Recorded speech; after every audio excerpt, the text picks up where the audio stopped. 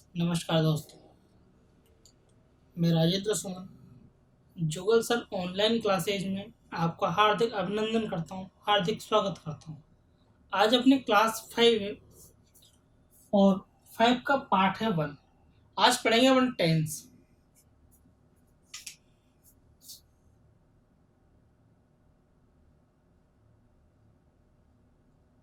आज पढ़ेंगे अपन टेंस। अब टेंस का मतलब क्या होता है? आपने अभी तो पढ़ा था। टेंस का मतलब जो होता है काल होता है। आप ये ध्यान रखें कि टेंस का जो मतलब होता है वो होता है समय, यानी कि टाइम। समय की गणना भी बोल सकते हैं या बोल सकते हैं टाइम। अब टेंस जो होता है वो कुल मिलाकर होता है 3 तरह का। टेंस जो है वो होता है 3 तरह का, काइंड्स ऑफ टेंस।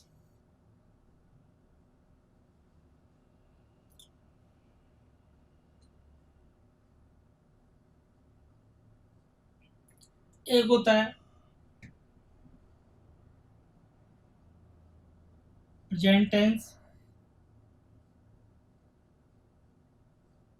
एक होता है पास्ट टेंस,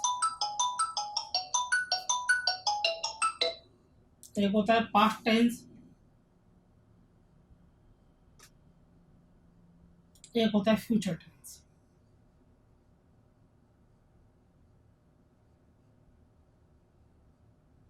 प्रेजेंट टेंस का मतलब होता है वर्तमान।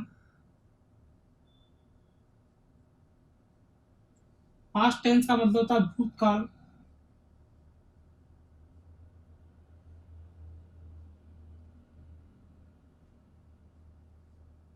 और फ्यूचर टेंस का मतलब होता है फ्यूचर टेंस का मतलब होता है भविष्यकाल।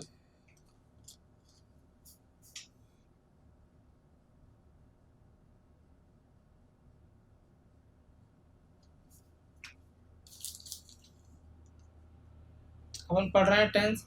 टेंस जो होते हैं वो 3 तरह के होते हैं: present tense, past tense, future tense. अपन लोग एक एक टेंस को पढ़ेंगे। आप चाहें इसको लिख सकते हैं, चाहे तो इसका स्क्रीनशॉट ले सकते हैं, मैं बताऊंगा इनको। चलिए, मेरे हिसाब से आपने अभी तक लिख लिया होगा।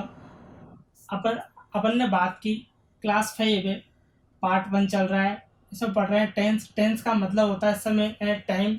टाइम की गणना, टाइम को गिनना, काउंटिंग ऑफ टाइम। टेंस जो होता है वो 3 तरह का होता है: present tense, past tense, future tense. Present tense का मतलब होता है वर्तमान काल, पास्ट टेंस का मतलब होता है भूतकाल, फ्यूचर टेंस का मतलब होता है भविष्य काल। अब एक एक टेंस को पढ़ेंगे अपन। चलिए, लिख लिया आपने? मिटाता हूँ। चलिए, अब बात करते हैं प्रेजेंट टेंस की।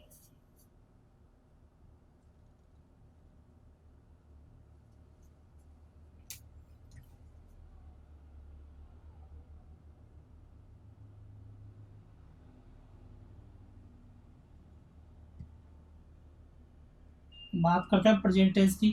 प्रेजेंट टेंस का मतलब होता है वर्तमान काल।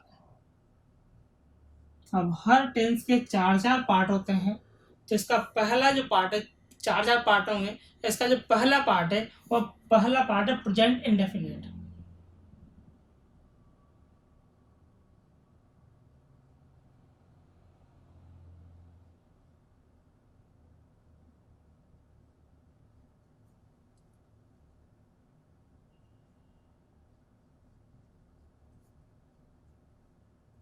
या सिंपल प्रेजेंट।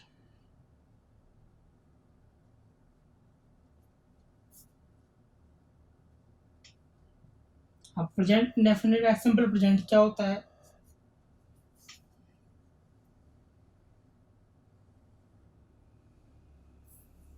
देखिए, ये टाइम चल रहा है, आप खड़े हो यहाँ पे।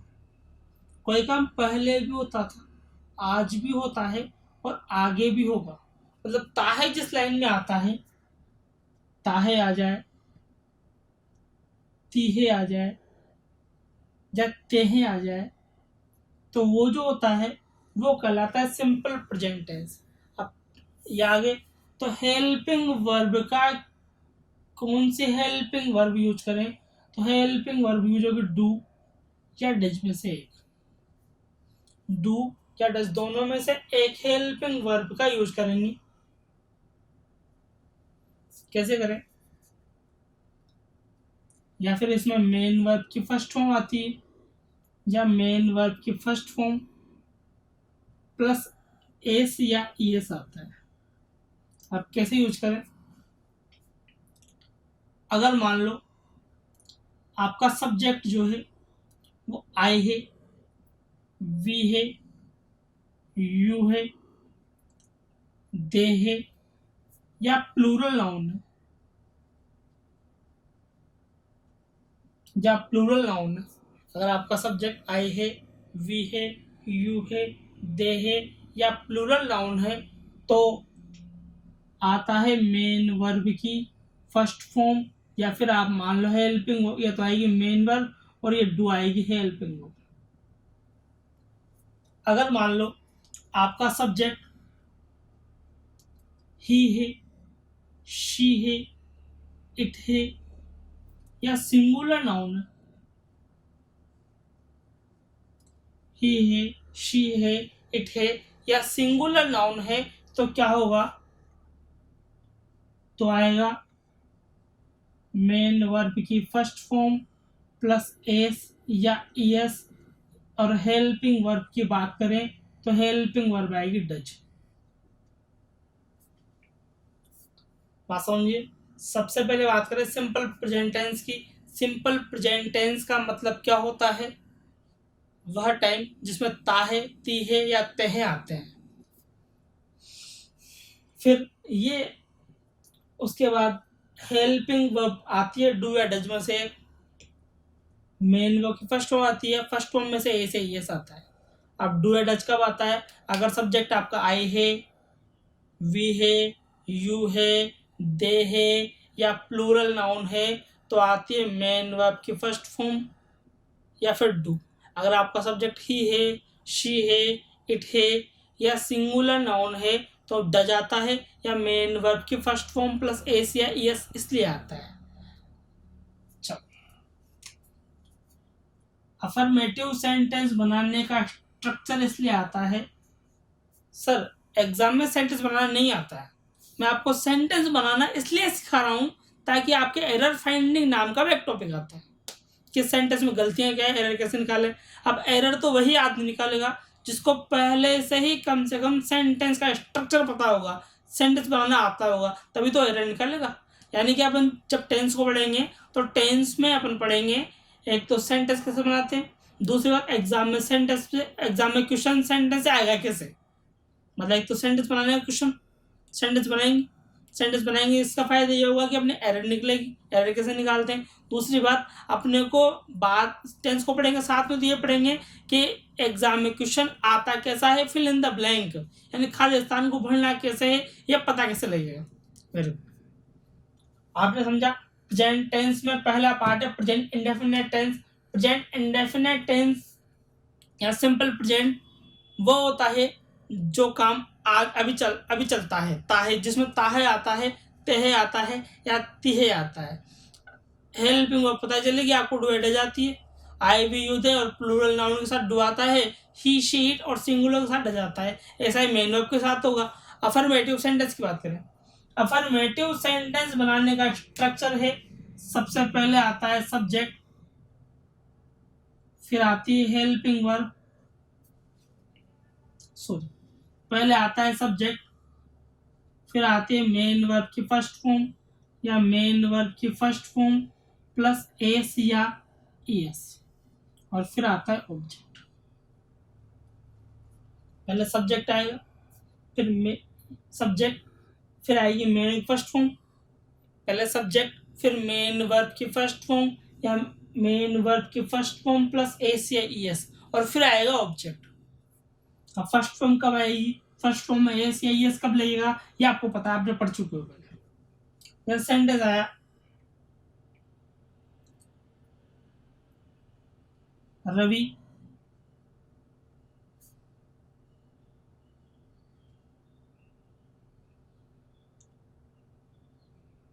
टीवी देखता है।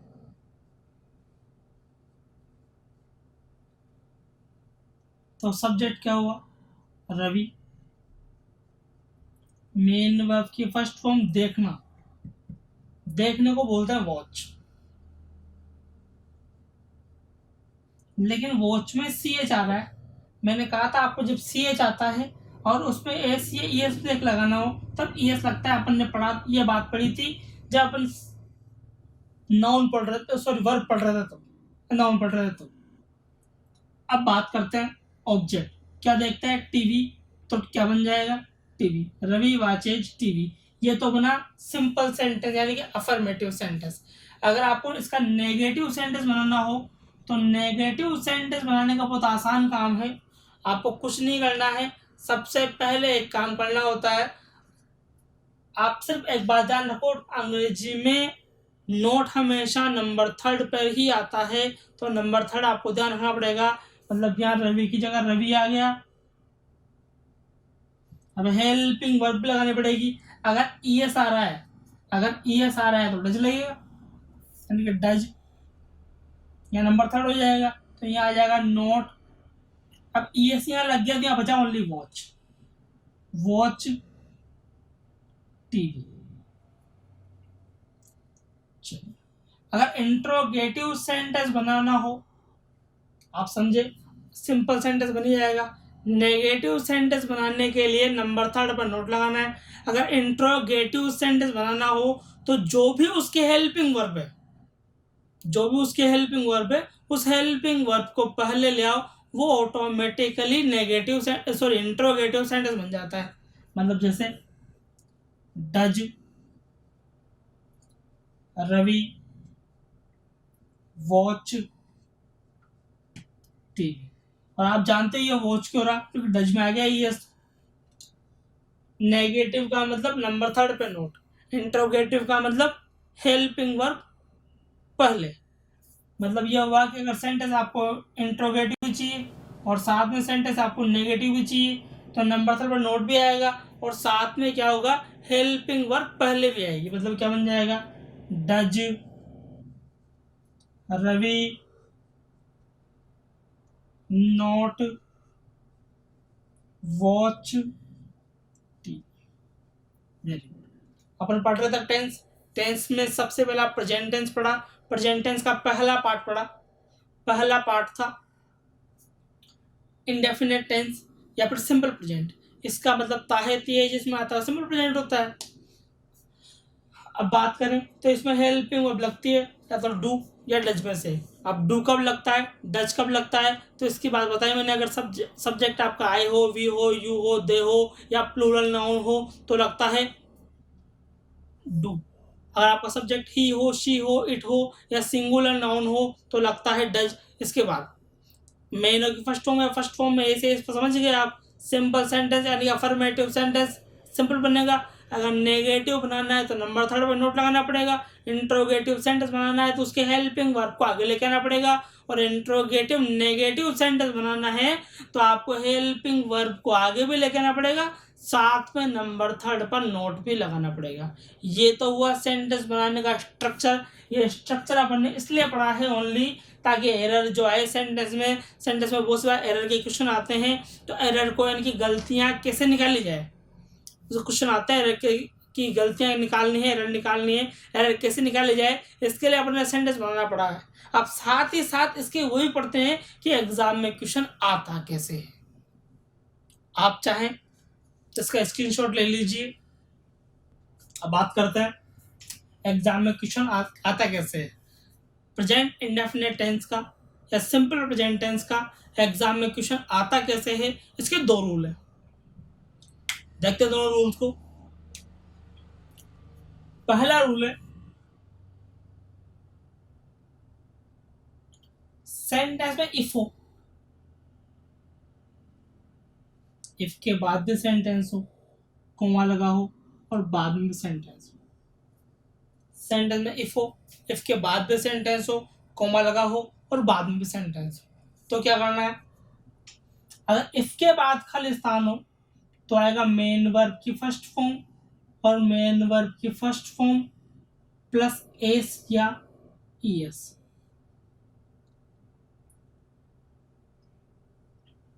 F के बाद खालिस्तान हो तो आएगा मेन वर्ब की फर्स्ट फॉर्म या मेन वर्ब की फर्स्ट फॉर्म प्लस एस या ES। अगर दूसरी तरफ खालिस्तान हुआ तो आएगा शेल या विल में से एक, फिर मेन वर्ब की फर्स्ट फॉर्म। ये मैं आपको बता चुका हूँ कि फर्स्ट फॉर्म कब आती है, फर्स्ट फॉर्म में एस या इस कब लगता है। अगर मान लो आई हो, वी हो, यू हो, दे हो, प्लूरल नाउन हो तो आती है मेन वर्ब की फर्स्ट फॉर्म। अगर ही, शी, इट या सिंगुलर नाउन हो तो आता है मेन वर्ब की फर्स्ट फॉर्म प्लस एस या ES। ये आप जानते हो। अगर इधर खालिस्तान हुआ तो आएगा शेल विल में से। आप जानते हो शेल कब आता है, विल कब आता है। तो आई और वी दोनों के साथ आता है शेल, बाकी सभी के साथ आता है विल। अब एग्जामिनर क्या करता है, हो सकता है वो खालिस्तान इधर दे तो इधर का बड़ा होगा, हो सकता है वो खालिस्तान इधर दे तो इधर का बड़ा होगा, और हो सकता है वो खालिस्तान इधर दे तो इधर का बड़ा होगा। फिर सुनना बात, हो सकता है वो खालिस्तान इधर दे तो इधर का बड़ा होगा, और हो सकता है खालिस्तान इधर दे तो इधर का बड़ा होगा। और आपका टाइम खराब चल रहा हो, एग्जाम में क्वेश्चन घुमाना हो तो क्वेश्चन को ऐसे भी घुमा सकता है कि ये सेंटेंस इधर आ जाए, ये सेंटेंस इधर आ जाए। तीन बातें हुई, एक तरफ खालिस्तान होगा, एक तरफ कमरा होगा, एक तरफ खालिस्तान होगा, एक तरफ कमरा होगा। हो सकता है एग्जामिनर को क्वेश्चन को घुमाना हो, मतलब आपका टाइम खराब चल रहा हो, तो फिर वो यू कर सकता है, सेंटेंस घुमा सकता है। मतलब ये वाला पहले आ जाए, ये वाला बाद में आ जाए। आपको कोई सा भी कभी भी आए टेंशन लेने की जरूरत नहीं है। आपको तो सिर्फ इतनी सी बात जानना है कि अगर सेंटेंस में शेल या विल लिखा हुआ है, अगर किसी सेंटेंस में शेल या विल लिखा हुआ है तो मेन वर्ब की फर्स्ट फॉर्म या मेन वर्ब की फर्स्ट फॉर्म प्लस एस या ES आता है, और मेन वर्ब की first form plus first form या मेन वर्ब की फर्स्ट फॉर्म प्लस एस या ES लिखा हुआ है इसके बाद तो दूसरी तरफ शेल विल आता है। चलिए क्वेश्चन देखते हैं। इससे क्वेश्चन है, if she me I shall पे हर। ये क्वेश्चन दे दिया उसने और उसने ऑप्शन दिए, टीच, दूसरी बात टीचेज, तीसरी बात टॉट, चौथी बात विल टीच।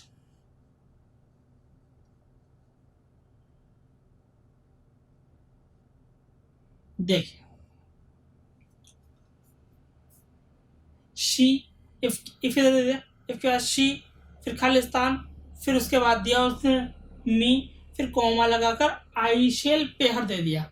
मतलब शेल तो इधर आ गया, शेल फर्स्ट फॉर्म तो इधर आ गई। मतलब इसके बाद अपने को शेल दे रखा है, विल दे रखा है, यानी कि शेल आ रहा है, फर्स्ट फॉर्म आ रही है, तो दूसरी तरफ अपने को केवल मेन वर्ब की फर्स्ट फॉर्म बननी है या मेन वर्ब की फर्स्ट फॉर्म में एस या एस लगाना है अकॉर्डिंग टू सब्जेक्ट। यानी कि ये भी खत्म हो गया, टोट तो सेकंड फॉर्म है, ये भी गई। अब इन दोनों में से एक बनना है। टीच फर्स्ट फॉर्म है, टीचेज यानी फर्स्ट फॉर्म में एस या ES लग रहा है। शी तो सिंगुलर है, सी तो उसमें आता है शी, शीट और सिंगुलर नाउन के साथ, मतलब टीच नहीं आएगा, क्या आएगा, ओनली टीचिंग। क्वेश्चन आने का तरीका समझ में आया। एक तरीका तो ये होगा। अब उल्टा कैसे घुमाता है, एक तरीका हो देखना, जैसे आया you will beat me if I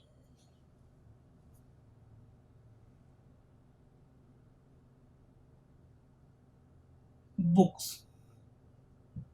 option दिए उसने,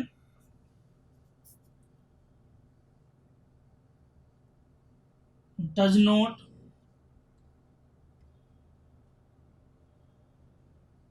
रीड्स, दूसरा दिया डज नॉट रीड,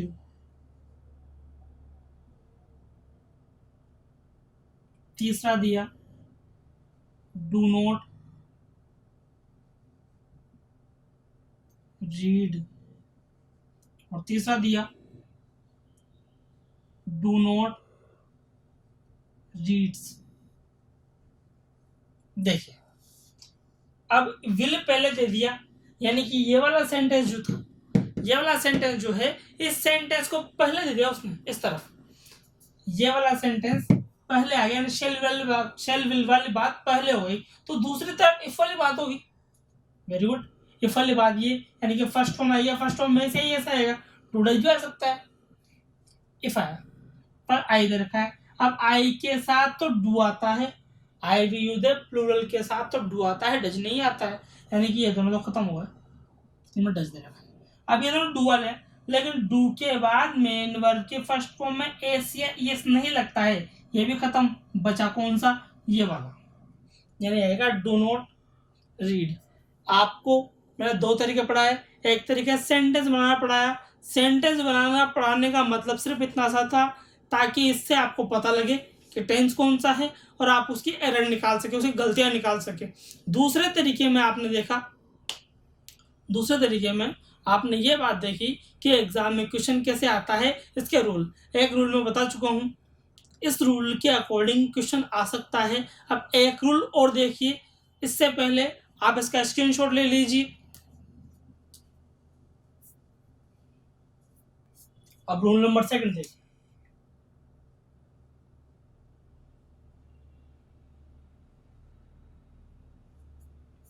क्या है रूल। अगर किसी भी सेंटेंस में आपको दिखाई they usually, generally, often, sorry, usually, generally, always,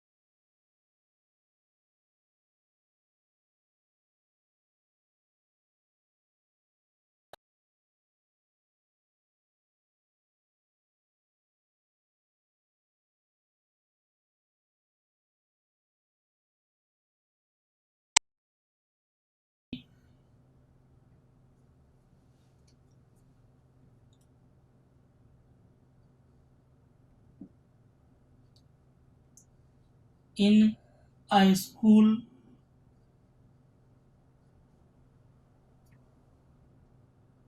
presently, she works in a school presently. Verb I, work दूसरा है वर्कड, तीसरा है वर्क्स, और चौथा है none of these.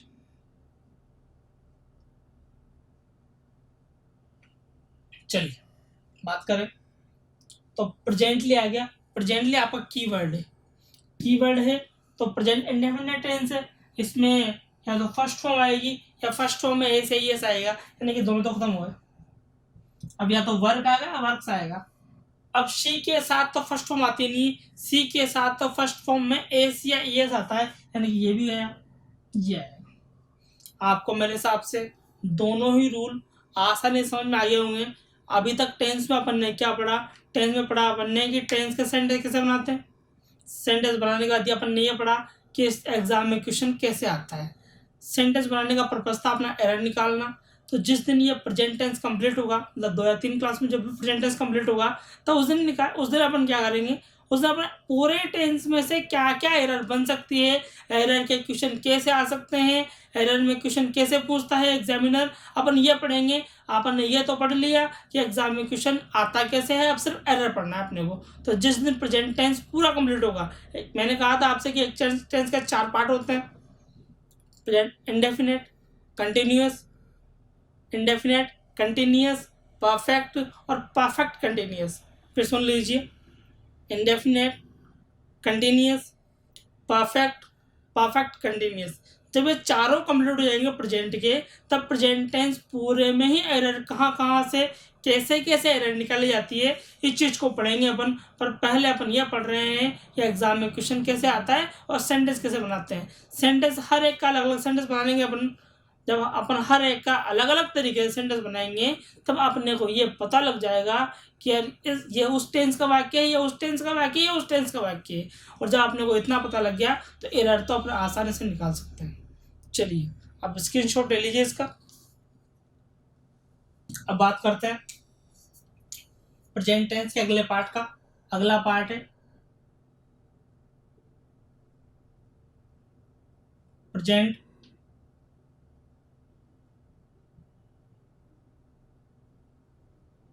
Continuous. Present continuous की बात करते हैं। एक टेंस के 4 पार्ट होते हैं, दूसरा पार्ट चल रहा है प्रेजेंट का। प्रेजेंट कंटिन्यूअस की बात करते हैं। अब प्रेजेंट कंटिन्यूअस टेंस होता क्या है, कितना बड़ा होता है, होता कैसा है? तो आप तो ये सोचो कि जब आप बोल रहे हो ना, जब आप बोल रहे हो तब वो काम कंटिन्यूअस है, वो काम चल रहा है। जब भी आप बोल रहे हो वो काम चल रहा है। मैं खाना खा रहा हूँ, वो रो रही है, वो पढ़ रही है, वो लिख रहा है। जब भी आप बोल रहे हो तब वो काम चल रहा है। तो सीधी सीधी बात प्रेजेंट कंटिन्यूअस टेंस होता है। इसके लिए एग्जाम में आता है रहा है, रही है, क्या रहे।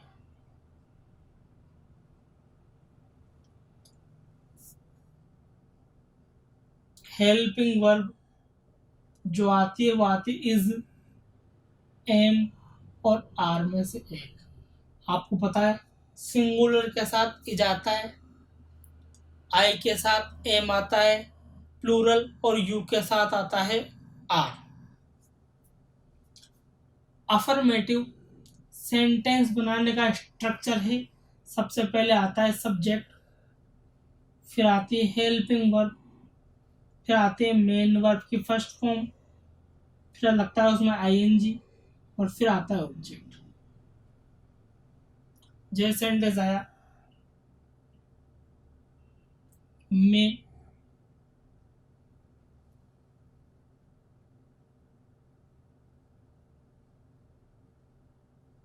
अंग्रेजी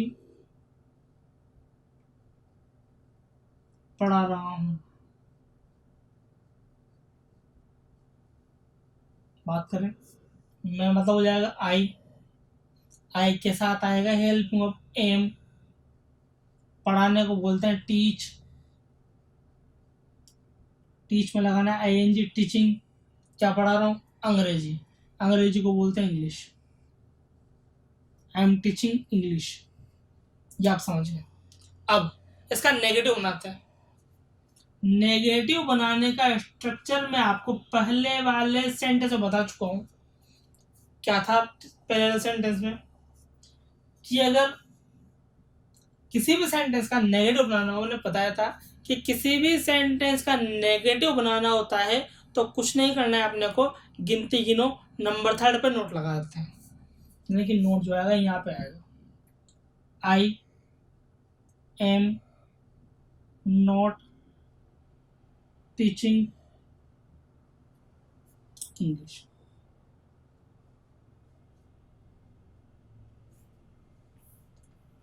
अब इंट्रो मतलब इसका मतलब हुआ मैं अंग्रेजी नहीं पढ़ा रहा हूं। इंट्रोगेटिव सेंटेंस बनाने के लिए क्या करेंगे? मैंने बताया था आपको कि जब भी किसी सेंटेंस का इंट्रोगेटिव बनाना होता है, यानी क्या से वाक्य शुरू करना होता है, तो अपन क्या करते हैं, उसके हेल्पिंग वर्ब को पहले ले आते हैं। यानी बन जाएगा एम आई टीचिंग इंग्लिश।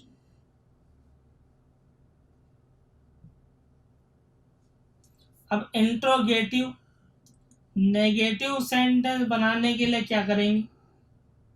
पता है आपको, नेगेटिव बनाने के लिए नंबर थर्ड पे नोट, इंट्रोगेटिव बनाने के लिए हेल्पिंग वर्ब पहले। यानी ये बन जाएगा am I not teaching English.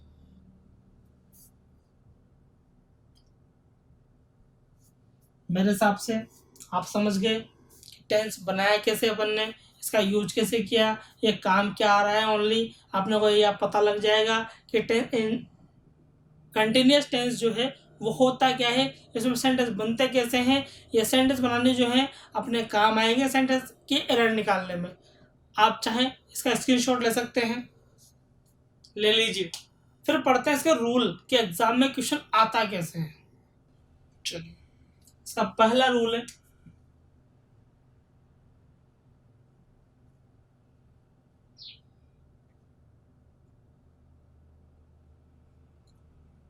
अगर आपको सेंटेंस में दिखाई दे वाहिल, तो ध्यान रखना वाहिल के दोनों तरफ हमेशा कंटिन्यूस टेंस ही हो सकता है, होता है। वो प्रेजेंट का भी हो सकता है, पास्ट का भी हो सकता है। तो आप ध्यान रखो, अगर वाहिल के पहले इज एम आर में से एक हो, फिर मेन वर्ब की फर्स्ट फॉर्म हो, और फिर उसने ING लगा रखा हो, इज एम आर हो, मेन वर्ब की फर्स्ट फॉर्म हो, फिर ING लगा रखा हो, तो बाद में भी क्या आएगा, इज एम आर में से एक आएगा, मेन वर्ब की फर्स्ट फॉर्म आएगी, और उसमें क्या आ जाएगा, ING आएगा। मतलब वाहिल के दोनों तरफ ING फॉर्म आती है, प्रेजेंट की भी आ सकती है, पास्ट की भी आ सकती है। पर हम प्रेजेंट की बात करें तो प्रेजेंट ही देखिए, अगर पहले इजेमार हो, फर्स्ट फॉर्म हो, ING हो, तो बाद में भी इजेमार फर्स्ट फॉर्म ING आएगा। दोनों में से कहीं भी एक जगह खाली स्थान होगा, लेकिन एक जगह पहले से भरा हुआ। जैसे सेंटेंस आया, she is cooking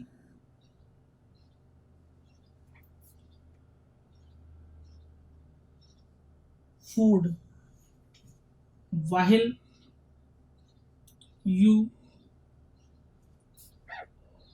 a song।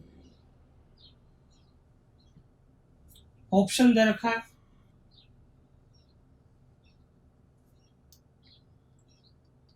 सिंग दूसरा ऑप्शन है, is singing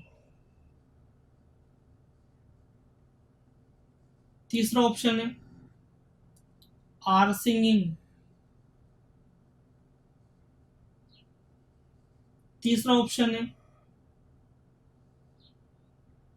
am singing.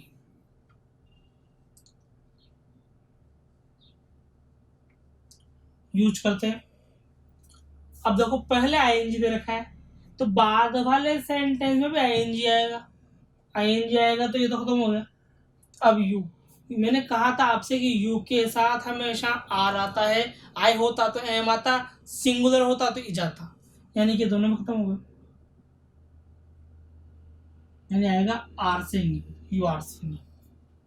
Clear, बात समझ में आ गई।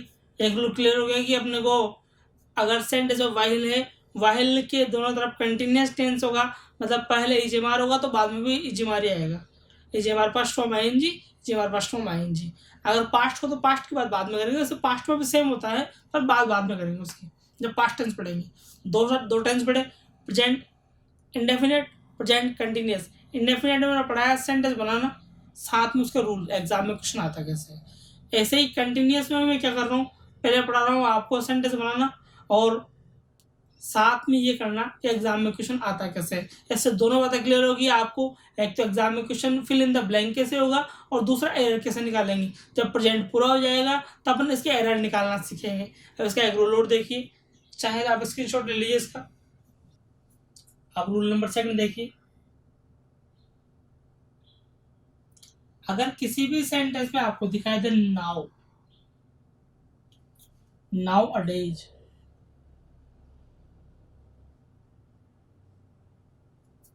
एट प्रेजेंट,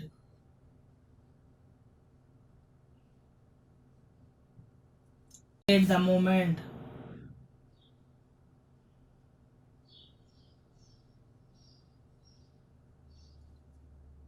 या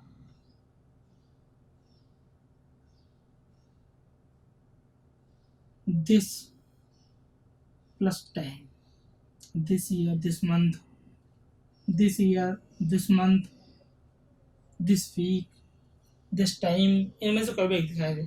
अगर किसी सेंटेंस में नाउ दिखाई दे, नाउ अ डेज दिखाई दे, एट प्रेजेंट दिखाई दे, एट द मोमेंट दिखाई दे, दिस प्लस टाइम दिखाई दे, मतलब this year, this month, this week या दिस टाइम, ऐसा कुछ दिखाई दे, तो आप समझ जाओ कि टेंस जो है प्रेजेंट कंटिन्यूस है। अब प्रेजेंट कंटिन्यूस में क्या आता है आप जानते ही हो, इज, एम और आर में से एक आता है, फिर मेन वर्ब की फर्स्ट फॉर्म आती है, उसमें लगाते हैं अपन आईएनजी। जैसे सेंटेंस आया, जॉन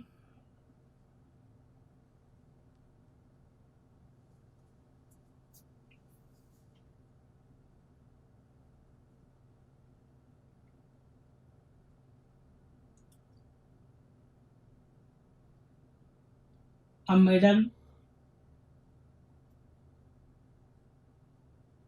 for marriage।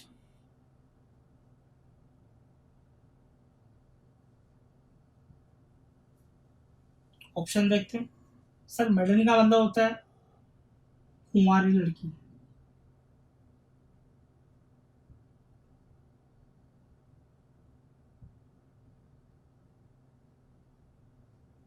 बात करें तो वर्ब है, इसमें लिखा हुआ है at present.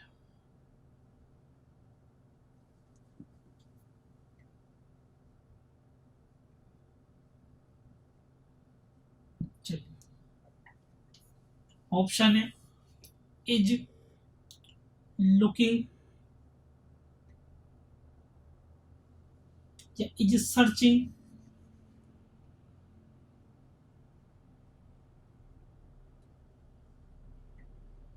Are searching,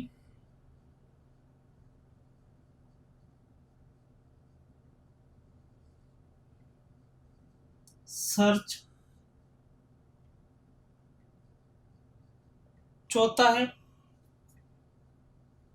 searched, चौथा है सर्च्ड। देखिए अब क्या आएगा, बात करें, इसमें एट प्रेजेंट लिखा हुआ है। अब जिस सेंटेंस में एट प्रेजेंट लिखा हुआ है उस सेंटेंस में आईएनजी फॉर्म आनी है, यानी दोनों खत्म हो गए। अब जॉन तो सिंगुलर नाउन है, सिंगुलर के साथ वर्ब जो आती है वो इजाती है, यानी ई सर्चिंग आ जाएगी। अभी तक आप थे राजेंद्र सुमन के साथ, आप देख रहे हैं जुगल सर ऑनलाइन क्लासेज। आप चाहें तो इस वीडियो को रिपीट करके देखें, दोनों सेंटेंस आपको आसानी से याद हो जाएंगे, दोनों टेंस आपको आसानी से याद रहेंगे। Thank you.